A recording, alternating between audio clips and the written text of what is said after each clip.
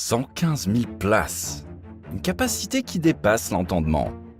Un chiffre qui propulse le football dans une nouvelle dimension.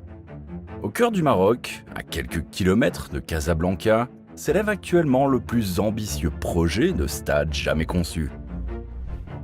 Le stade Hassan II ne se contente pas de battre des records, il réinvente l'expérience du football moderne. Ce titan architectural surpassera le mythique Macarena et éclipsera le Camp Nou de Barcelone. Un colosse qui naît non pas dans les métropoles traditionnelles du football, mais sur le continent africain, marquant un tournant dans l'histoire des infrastructures sportives mondiales. À 34 km de la capitale économique marocaine, ce mastodonte de béton et d'acier prend forme au cœur d'une forêt centenaire. Un emplacement qui ne doit rien au hasard, symbole d'une vision où nature et architecture fusionnent pour créer bien plus qu'un simple stade de football. Le projet, estimé à 5 milliards de dirhams, soit près de 480 millions d'euros, représente l'aboutissement d'une quête de 2 décennies pour doter le Maroc d'une enceinte capable d'accueillir les plus grands événements du football mondial. Mais avant de vous révéler les secrets de sa conception révolutionnaire et les défis titanesques de sa construction, remontons le fil du temps pour comprendre comment ce projet pharaonique est devenu réalité. Bienvenue sur GigaBuild, où nous vous dévoilons les projets qui redéfinissent les limites de l'architecture sportive. L'histoire du stade Hassan II est celle d'une persévérance acharnée, marquée par une succession de projets avortés et de renaissance. Tout commence en 2004, lorsque le Maroc postule pour l'organisation de la Coupe du Monde 2010. Un premier projet grandiose voit le jour, mais s'évanouit avec l'attribution de la compétition à l'Afrique du Sud. En 2010, le gouvernement relance l'initiative. Le cabinet Archidesign de Casablanca, associé au studio SAU de Paris, reçoit alors un stade audacieux inspiré de la Rose des Sables. Le site choisi, Sidi Moumen.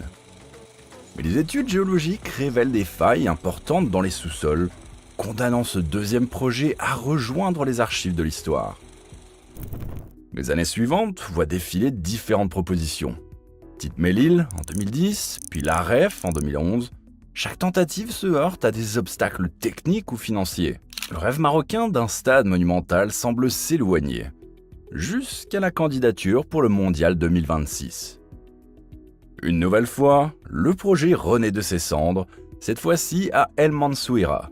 Une déclaration d'utilité publique permet l'acquisition de 50 hectares dans la zone de Ben Slimane, mais l'attribution de la Coupe du Monde 2026 au trio nord-américain met à nouveau le projet en pause. C'est finalement l'annonce historique d'octobre 2023 qui change la donne.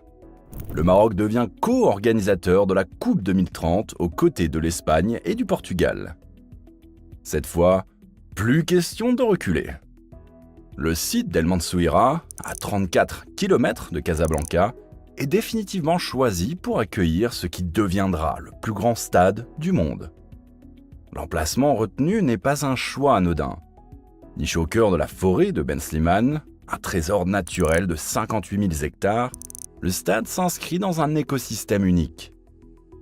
Cette forêt, qui représente 25% de la superficie boisée de la région, abrite une biodiversité exceptionnelle. Des vallées verdoyantes, des lacs naturels, des grottes mystérieuses et une faune endémique rare. Le défi ? Intégrer une structure monumentale de 115 000 places dans cet environnement sensible, tout en préservant l'équilibre écologique fragile de la zone. Le projet ne se contente pas d'occuper l'espace, il doit se fondre dans son environnement, devenir une extension naturelle du paysage forestier qui l'entoure. Le complexe sportif s'étendra sur 100 hectares, faisant de lui le deuxième plus grand au monde dans sa catégorie. Mais contrairement au méga-projet du Moyen-Orient, construit ex nihilo dans le désert, le stade Hassan II doit composer avec un environnement vivant, riche d'histoire et de biodiversité. Une contrainte qui s'est transformée en opportunité pour les architectes, poussés à repenser fondamentalement la relation entre architecture sportive et nature. La signature architecturale du stade Hassan II porte l'empreinte de Tariq Oulalou, architecte franco-marocain dont le portfolio inclut déjà des œuvres emblématiques comme le musée du Volubilis et le pavillon du Maroc à l'Expo 2020 de Dubaï. Pour ce projet titanesque, il puise son inspiration dans 3 éléments fondamentaux de la culture marocaine: le moussem, la tente traditionnelle et le jardin ancestral. Le toit du stade constitue sa pièce maîtresse. Une structure translucide en aluminium qui semble flotter au-dessus des tribunes, créant un dialogue visuel avec la canopée environnante de la forêt de Ben Slimane. Ce n'est pas un simple abri, c'est une réinterprétation moderne de la tente nomade, un clin d'œil aux traditions millénaires du royaume chérifien. La géométrie du stade s'articule autour d'un système unique de 32 escaliers monumentaux. Ces derniers ne sont pas de simples voies d'accès, mais de véritables promenades architecturales qui s'élèvent à 28 mètres au-dessus du sol. Chaque palier devient une plateforme belvédère, offrant des vues panoramiques sur la forêt environnante et transformant l'ascension vers les gradins en une expérience à part entière. Les extrémités du stade révèlent une prouesse technique particulière. 3 niveaux compacts et abrupts, capables d'accueillir chacun 29 500 spectateurs. Cette configuration crée un mur humain impressionnant, générant une acoustique unique et une atmosphère électrique les jours de match. L'inclinaison des tribunes a été minutieusement calculée pour garantir une visibilité optimale depuis chaque siège, même dans les rangées les plus éloignées. Le long des tribunes principales, chaque niveau d'espace VIP s'étage avec élégance. Ces zones premium, pouvant accueillir jusqu'à 12 000 spectateurs privilégiés, redéfinissent les standards du luxe dans les enceintes sportives. La loge royale, point culminant de ces espaces, s'inspire des motifs géométriques de l'art islamique, créant un écrin digne des plus grands événements internationaux. Les concepteurs ont porté une attention particulière à l'intégration de jardins suspendus sur les différents niveaux du stade. Ces espaces verts ne sont pas de simples ornements, ils jouent un rôle crucial dans la régulation thermique naturelle du bâtiment et créent une transition harmonieuse entre l'architecture moderne et l'environnement forestier. La pelouse, élément central de l'édifice, bénéficie des dernières innovations en matière de drainage et d'entretien. Un système hybride combine gazon naturel et fibres synthétiques, garantissant une surface de jeu parfaite en toute saison. Le système d'irrigation intelligent utilise les eaux de pluie récupérées, stockées dans des réservoirs souterrains, illustrant l'engagement environnemental du projet. Mais la véritable révolution se cache dans les entrailles du stade. Un réseau complexe de couloirs et de salles techniques abrite des systèmes de dernière génération. Ventilation naturelle assistée, éclairage LED adaptatif et un système audio-spatial capable de créer une ambiance sonore immersive. Les vestiaires, dignes des plus grands clubs européens, intègrent des zones de récupération avec piscine à température contrôlée et salle de cryothérapie. L'accessibilité du stade Hassan II repose sur un maillage de transport sans précédent en Afrique. 3 axes routiers majeurs convergent vers le site. L'autoroute A1, la route nationale N1 et la route régionale 33. Une nouvelle autoroute continentale de 60 km, construite en parallèle, décongestionne les accès existants. Le transport ferroviaire devient l'épine dorsale de la mobilité.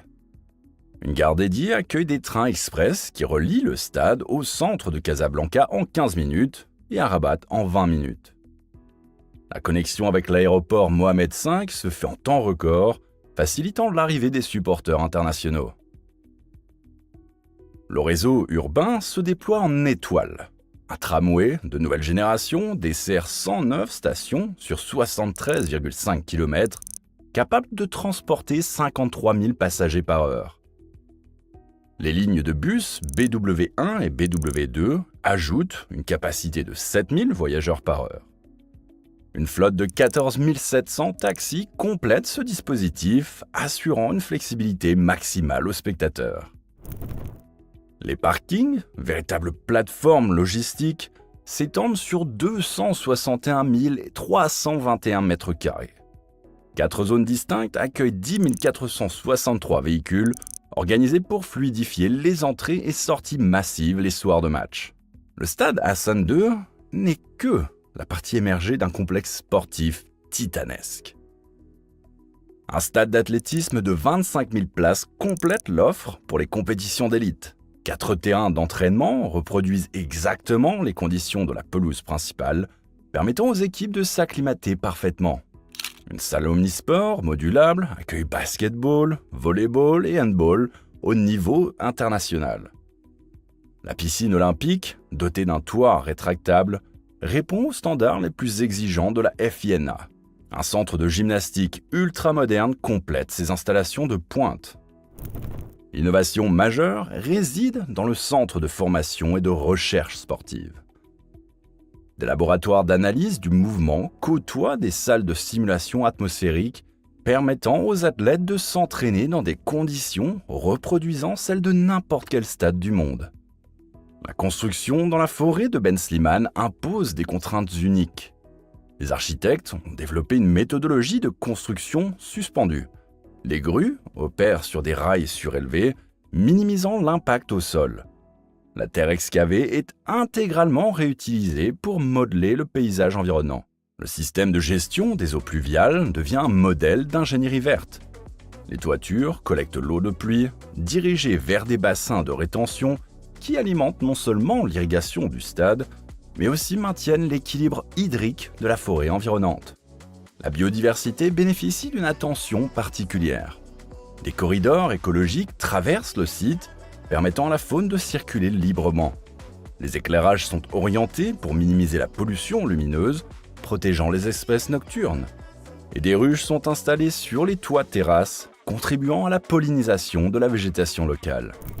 Le complexe vise une autonomie énergétique totale. Des panneaux solaires semi-transparents intégrés à la toiture produisent 40% des besoins en électricité. Un système de cogénération alimenté par la biomasse forestière complète la production d'énergie, rendant le stade neutre en carbone. Voilà comment une nation réinvente l'architecture sportive, fusionnant l'ambition et respect environnemental. Qu'en pensez-vous ?